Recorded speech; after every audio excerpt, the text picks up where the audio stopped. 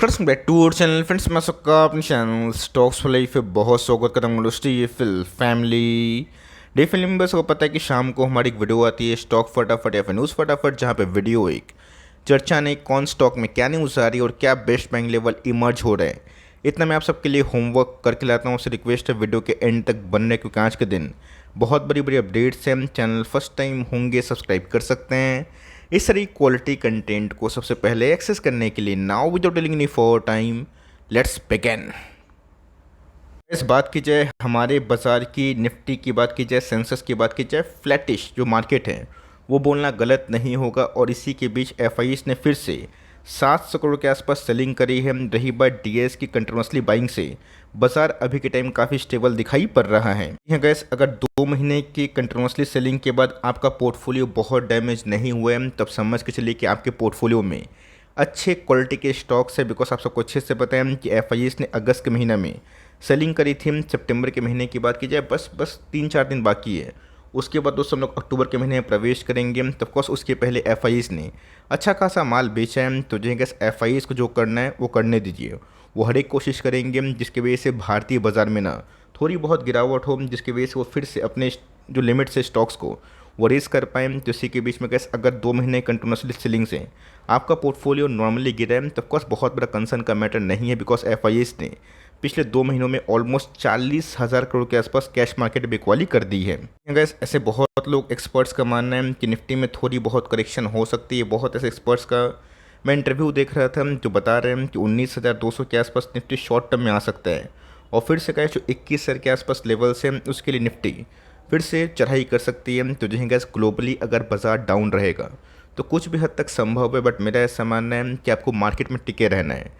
हमेशा आप सोचेंगे कि 2 महीना में बाज़ार ख़राब हो गया, 3 महीना में बाज़ार ख़राब हो गया, एंट्री एक्सेप्ट करेंगे तो इससे दोस्तों आपका लॉस ही होगा। बिकॉज आपको टैक्स ना ज़्यादा देने की आवश्यकता होगी, ज़्यादा रीड करना पड़ेगा और एट द एंड में कुछ मिलने वाला नहीं है। तो बाज़ार को अगर आप एक लॉन्ग टर्म प्ले के हिसाब से प्ले करना चाहते हैं तो ऑफकोर्स मैं बोलूँगा कि इन सब न्यूज़ से घबराइए मत, उल्टा अपॉर्चुनिटी सब ग्रैब करने की आवश्यकता होगी तब कॉल ले सकते हैं। लेकिन यस यूएस बाज़ार की बात की जाए ऐसे में वही 300 पॉइंट के आसपास शुरुआती आवर्स में गिरता हुआ दिखाई दे रहा है। गैस जीरोधा की बात की जाए सीधा चेतावनी हमें देखने को मिल रही है। आप सबको अच्छे से पता है कि सेबी ने ऐसे बहुत सारे फेक फिन इन्फ्लुएंसर की बात की जाए उस पर बहुत ही हद तक प्रतिबंध लगाया था। बिकॉज आपने देखा था कि बीच में सेबी ने एक रिपोर्ट पब्लिश करी थी जहाँ पर ये बताया था कि 90% जो एफ ट्रेडर है ना वो लॉस मेकिंग है। और ऐसे बहुत सारे स्क्रीनशॉट्स वायरल हुए थे जहाँ पे बहुत ऐसे लोग ना 40 लाख 50 लाख के आसपास प्रॉफिट को डेली शो कर रहे थे और दोस्तों फेक था। तो सेबी की न्यू गाइडलाइन से जीरोधा को 10% के आसपास नए बिजनेस में एंट्री करने में काफ़ी असुविधा हो सकती है। बिकॉज ऐसे बहुत सारे अनरजिस्टर्ड फिन इन्फ्लुएंसर थे जो एफिलिएशन की बात की जाए, टाइप की बात की जाए और बहुत ऐसे डीमेट अकाउंट की बात की जाए उससे अच्छा खासा पैसा कमा रहे थे। तो जिनका इससे जीरोधा को नुकसान हुआ। बट मेरे हिसाब से ना जीरोधा भी बहुत ही एक स्टेबल प्लेयर है। तो मार्केट में गैस बीच में जो गंदगी हो गई थी ना उसको साफ़ करना बहुत ही इंपॉर्टेंट है। तो ऑफकोर्स पैसा कमाना गैस कोई भी हद तक जुर्म नहीं है, गुनाह भी नहीं है, तो वो एथिकल होना चाहिए। उसमें गैस एथिकल और जो एथिक्स है वो प्ले होना चाहिए। वरना दोस्तों आप सबको अच्छे से पता है कि मार्केट में ना ऑपरेटर्स की बात की जाए, फेक लोगों की बात की जाए, कमी नहीं है। तो ऑफकोर्स सेबी की न्यू गाइडेंस से जीरोधा के जो न्यू बिजनेस है वो इफेक्टेड हो सकते हैं। और जीरोधा ने गैस इसको फाइनली अपने मुंह से रिवील भी किया है। दोस्तों अगर आप देखें तो जो परफॉर्मेंस हमें देखने को मिल रही है FY23 की वो बहुत ही कमांडेबल पोजीशन है। जहाँ पे गैस जीरोधा ने 39% के आसपास रेवेन्यू ग्रोथ किया है। जहाँ पे गैस इनके रेवेन्यू 6875 और प्रॉफिटेबिलिटी की बात की जाए बहुत ही हद तक बूस्ट हुए हैं। तो मोटा मोटी गैस अगर ऐसा एफिलिएशन की बात की जाए, रेफरल की बात की जाए उसमें प्रतिबंध होगा तो इसका इम्पैक्ट बहुत सारे ब्रोकर्स की बात की जाए, लिस्टेड ब्रोकर्स की बात की जाए, एंजल वन को ही पड़ेगा। बट मेरे हिसाब से ये बहुत ही सीरियस इशू नहीं है। लेकिन यस आप लोग थोड़ा सा अलर्ट रहिएगा, फेक पायरेटेड और जो भी अनएथिकल स्क्रीनशॉट से प्रभावित मत हो जाइएगा, वरना एट द एंड में आप बहुत भारी गलती कर बैठेंगे। अगर इस बात की जाए बजाज फाइनेंस की, आपको अच्छे से पता है कि पिछले कुछ समय से बजाज फाइनेंस में अच्छी खासी रैली विटनेस होते हुए देखने को मिली। अब ऐसा नहीं है दोस्तों कि रैली आ गई। तो कल मैंने पहले वीडियो बजाज फाइनेंस की वो बनाई थी। आप सबको अच्छे से पता है कि क्राइसिस भरे माहौल में मेरी कमेंट्री क्या थी। लेकिन दोस्तों यहाँ बजाज फाइनेंस की बात की जाए मैसिव प्लान होते हुए देखने को मिल रहे हैं, जहाँ पे 800 मिलियन से लेके आप देख सकते हैं कि 1 बिलियन के आसपास फंड रेज कर सकते हैं। वैसे अगर आप देखिए आज से 5 महीना पहले मैंने वीडियो बनाई थी, कवरेज भी की थी, जहाँ पे दोस्तों बहुत सारे म्यूचुअल फंड ने बजाज फाइनेंस में अच्छा खासा निवेश किया था। और दोस्तों मैं किसी ब्रोकर्स को लाइक नाम से सम्मानित नहीं करूँगा, ऑफकोर्स उनका नाम भी नहीं लूँगा, जहाँ पे बहुत सारे ब्रोकर्स ने इसको लाइन बाय लाइन करके लाइक डाउनग्रेड किया था। और एक ब्रोकर्स की बात की जाए वो तो गैस आउट ऑफ सिलेबस 4800 के आसपास टारगेट्स दे रहे थे। आज बहुत ऐसे ब्रोकर्स हैं जो बहुत ही पहले बेरिश थे ना, और जो लाइफ टाइम मौका था खरीदने का, अल्फा जनरेट करने का, वहाँ बहुत लोग को पैनिक करवाया। और उसके बाद दोस्तों उस स्टॉक ने, खासकर बजाज फाइनेंस ने, उस लेवल से ऑलमोस्ट लाइफ टाइम की जर्नी है ना, उसको भी हिट कर दिया। देख सकते हैं गाइस कि बिजनेस वही है, नंबर्स वही है, फंडामेंटल वही है, बट क्या हुआ दोस्तों, सेंटिमेंट।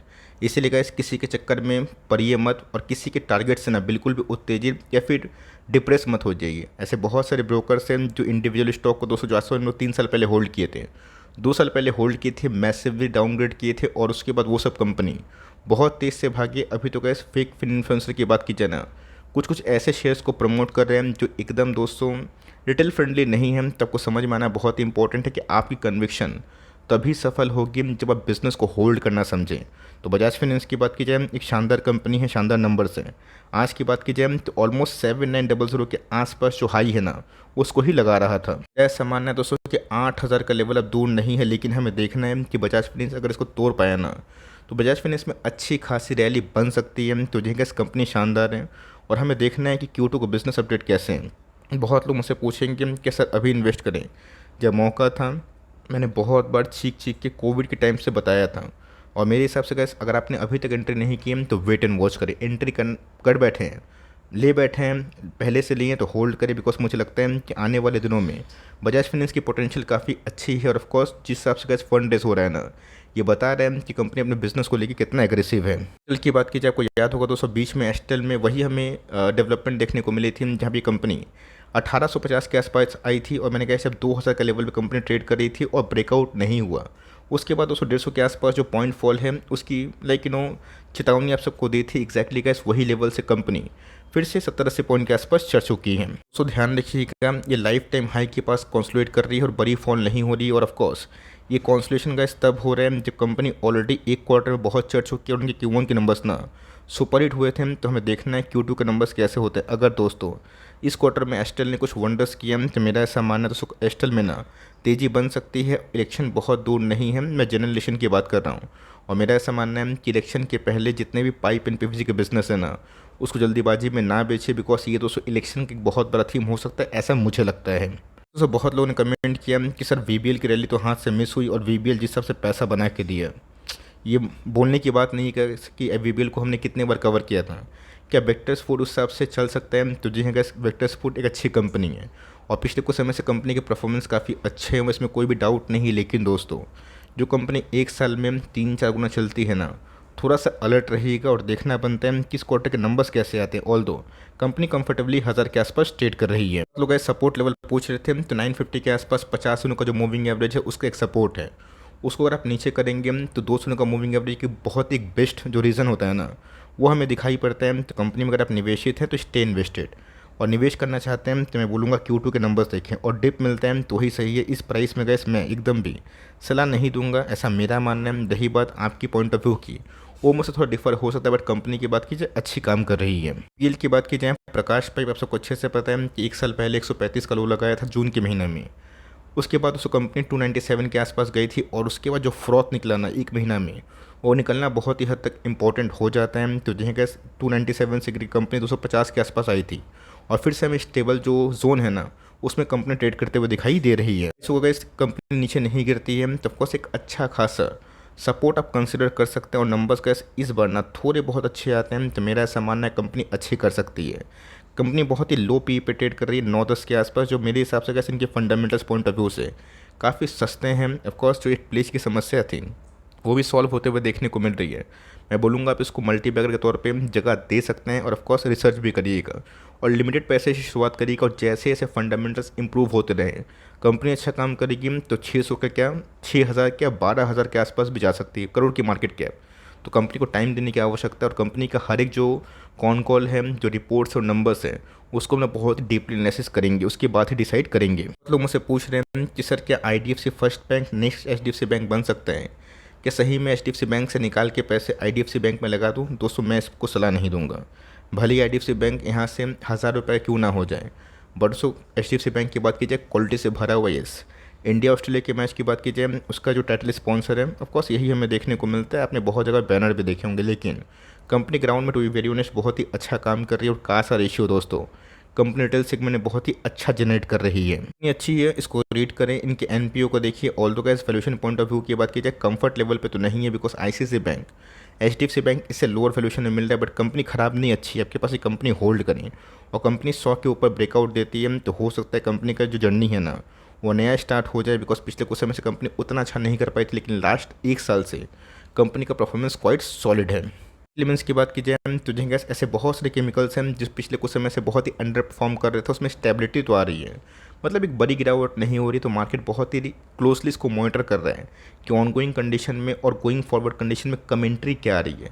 कमेंट्री ठीक आएगी फ्रॉम द केमिकल सेगमेंट तो मेरे हिसाब से गैस सॉलिड बेस फॉर्मेशन के बाद कंपनी बहुत ही अच्छा परफॉर्मेंस कर सकती है। हिसाब से गैस कंपनी क्वालिटी वाली है, प्रोमोटर से बहुत ही अच्छे हैं, मजबूत है।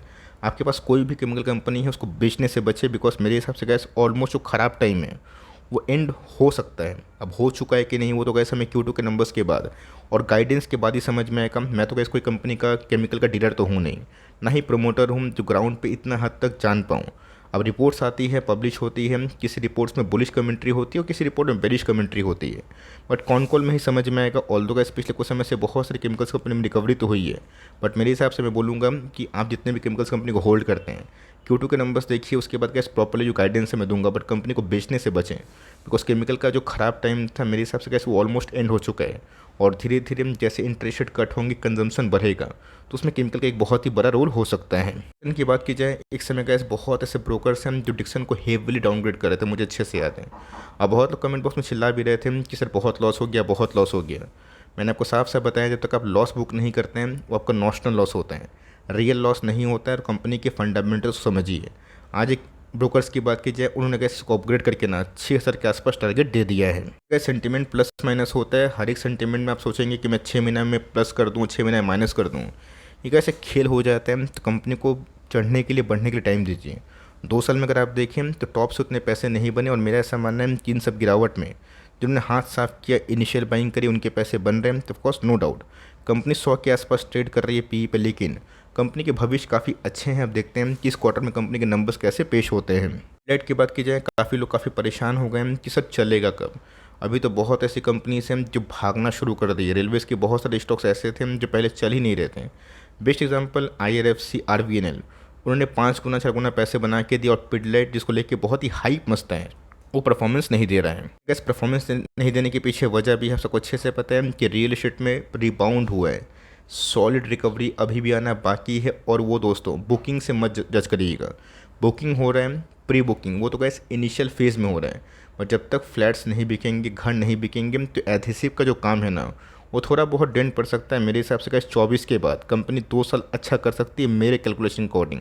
और जेफरीज का भी दोस्तों यही मानना है, तो कंपनी फंडामेंटली अच्छी है। और ये सब कंपनी से ये आप उम्मीद मत करिएगा कि कंपनी फटाफट भागी। अब 10 साल का इस कंपनी फटाफट भागी है तो 1-2 साल तो विश्राम करेगी। बहुत सारे एग्जांपल्स हमारे सामने भरे पड़े हैं। तो कंपनी SIP वाली है, लॉस में तो गैस मैं बेचने की एकदम सलाह नहीं दूंगा। आप उल्टा चाहें तो बाई ऑन डिप्स कर सकते हैं, ऑलरेडी एक्यूमुलेशन कर चुके हैं तो होल्ड करें। और इन सब कंपनी से रियलिस्टिक 15-20% के आसपास CAGR अगर आप सोचते हैं ना तो कोई गलत भी नहीं है।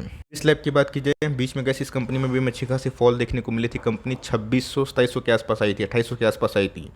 उसके बाद उसमें 1000 पॉइंट्स के आसपास जो प्राइस रिकवरी है वो दिखाई ज़रूर दी है। देखते हैं कि कंपनी के नंबर्स कैसे आते हैं। ऑल्दो गैस पिछले कुछ समय से आपने एक चीज़ नोटिस की होगी कि फार्मा के बहुत सारे स्टॉक्स 2 क्वार्टर से काफ़ी चढ़े हैं। अब इस पर कंपनी के गाइडेंस आ रहे हैं या फिर नहीं आ रहे, प्रोडक्ट में इसको लेके क्या थ्योरी आ रही है ना, इसमें हम लोग फोकस करेंगे। कंपनी नो डाउट बहुत ही अच्छी है। और रही बात for long term point of view से, आप इसको कंटिन्यू करिए। रही बात फ्रेश एंट्री की, मैं बोलूँगा Q2 के नंबर्स के बाद हमारे सामने जो पिक्चर है ना वो क्रिस्टल क्लियर हो जाएगा। PR मिल की बात की जाए, टॉप क्लास कंपनी हमें देखने को मिलती है। बहुत लोग कमेंट बॉक्स में पूछते हैं कि सर कंपनी कैसी है, तो आपको अच्छे से पता है कि मैं बहुत लिमिटेड स्टॉक के बारे में डिस्कस करता हूँ, 50-60। अब मैं 300-400 स्टॉक के बारे में डिस्कस करूँगा तो ना आपको कन्विक्शन बिल्ड होगा, ना समझ में आएगा। बट येस, इस कंपनी की बात की जाए पिछले कुछ समय से काफ़ी अच्छा परफॉर्मेंस की है। ऐसा मानना है इसकी ब्रेकआउट तो ऑलमोस्ट डन हो चुका है और इस पर नंबर सही आएंगे तो कंपनी और भी अच्छा भाग सकती है। पिछले कुछ समय से इस क्राइसिस भरे माहौल में भी कंपनी उतना नहीं गिरी जितना मैंने एंटिसिपेट किया था। To be very honest, company अच्छा कर रही है। आपके पास कंपनी होल्ड करे और नंबर्स के पहले का ब्रेकआउट होता है तब मैं सपोर्ट लेवल ड्रॉ करके बताऊंगा कि कहाँ कहाँ रेजिस्टेंस है, कहाँ कहाँ सपोर्ट है, और उसके बाद कितना शॉर्ट टर्म टारगेट और कितना लॉन्ग टर्म टारगेट हो सकता है। लेकिन यस, Q2 के नंबर्स देखना बनता है, बिकॉज इंटायर केमिकल स्पेस में, इंटायर टेक्सटाइल मतलब स्पेस में थोड़ी बहुत स्लो डाउन तो हमें देखने को ज़रूर मिली है। इंडिया टेक की बात की जाए, कल ही गैस मैंने वीडियो बनाया था, आज की बात की जाए 8% अप है। ऑल दो गैस मैंने वीडियोस को लेकर बहुत बार कवरेज दी है, 1000 के आसपास मैंने जब फ्रेश एंट्री करी थी तभी आप सबको कन्वे किया था कि हमने एंट्री करी है। उसके बाद कैसे स्टॉक 2500 के आसपास हुआ था, गिर के 1400 के आसपास भी गया था, और फिर से कैसे भाग के 2800 और फिर से 2400 के आसपास भी गया था। कंपनी के फंडामेंटल्स की कोई ख़राब नहीं है, और जो गैस एक बूम हुआ है ना डिफेंस को लेके, उसमें थोड़ा सा अलर्ट रहेगा। जब तक नंबर सुपर सॉलिड नहीं होते, गाइडेंस नहीं सॉलिड होते, तब तक ब्लाइंडली निवेश करने से बचे। लेकिन यस, SIP के तहत कर सकते हैं। रही बात कंपनी के लोअर लेवल की, वही दोस्तों 2500 के आसपास, 2350, यही सब लेवल्स हैं। उन सब लेवल्स पर आप चाहें तो धीरे धीरे आप एकोमोलेशन कर सकते हो। यानी की बात की जाए, ये भी कैसे एक बहुत ही अच्छी कंपनी है और ऑफकोर्स बहुत ही अच्छा काम कर रही है। एक्सपेंशन प्लान की वजह से प्रॉफिटेबिलिटी थोड़ी बहुत हिट हुई है, लेकिन यस, इनके लॉन्ग टर्म जो प्रोस्पेक्ट है ना, वो मुझे बहुत ही अट्रैक्ट कर रहे हैं। बात दोस्तों 200 के प्राइस पे मुझे लगता है कि भले ही महंगा दिखाई पड़े प्राइस ट्रेंडिंग के पॉइंट ऑफ व्यू से, लेकिन यस, कोविड एरा के बाद QSR स्पेस में एक अच्छी खासी तेज़ी हो सकती है, और इसका असली फल है ना दोस्तों, आने वाले कल में हो सकता है। बहुत लोग रियल एस्टेट के बिजनेस पे काफ़ी बुलिश और कमेंट्स भी कर रहे हैं कि सर उसमें लाइक कौन कौन सा पीक हो सकते हैं। मैं कोशिश करूँगा कि 1-2-3 दिन में ही कुछ वीडियोस बनाया जाए, जहाँ पे जो न्यू सेट ऑफ स्टॉक्स है ना, उसको लाया जाए। आपका क्या व्यू है, कमेंट बॉक्स में बताइएगा ज़रूर। फिशमाइंड्स की बात की जाए, ये भी दोस्तों अभी के टाइम में वन ऑफ द मोस्ट जो हेटेड स्टॉक्स है ना, उसके लिस्ट में आ चुका है, बिकॉज कंपनी एकदम नहीं चल रही है, बट कंपनी के फंडामेंटल्स मुझे कोई भी ख़राब दिखाई नहीं पड़ते हैं। बीच में गैस कंपनी ने कुछ फंड रेस किया था, और ऑफकोर्स कुछ गाइडेंस को लेके बीच में कुछ मिसमैच हुआ था by the investors and the community. मेरे हिसाब से गैस कंपनी ने उसको ठीक ठाक बोल दिया है, उसको सॉल्व भी कर दिया, सॉल्व भी कर लिया है। कंपनी के नंबर्स ठीक थे। रही बात सपोर्ट लेवल की, वही 900 के आसपास है। तो मेरे हिसाब से gas for long term point of view से कंपनी 2.5 साल से कोई बड़ा पैसा नहीं बनाई, लेकिन यस, एक स्ट्रॉन्ग बेस फॉर्मेशन होता हुआ देखने को मिल रहा है कि गैस अपने आप में एक एक्मुलेशन जोन है, तो long term investment point of view से काफ़ी फ्रूटफुल हो सकता है। कंपनी बैक टू बैक अच्छे नंबर्स देख के बाजार को सरप्राइज कर दी बैठी। तो ये छोटी सी अपडेट थी। वीडियो अच्छी लगी तो प्लीज़ लाइक करिएगा, और चैनल फर्स्ट टाइम होंगे सब्सक्राइब करके बेल आइकन को प्रेस करना भी ना भूलिएगा। तो गाइस मिलते हैं जल्दी ही, तब तक के लिए bye. Thanks for listening friends, god bless you all.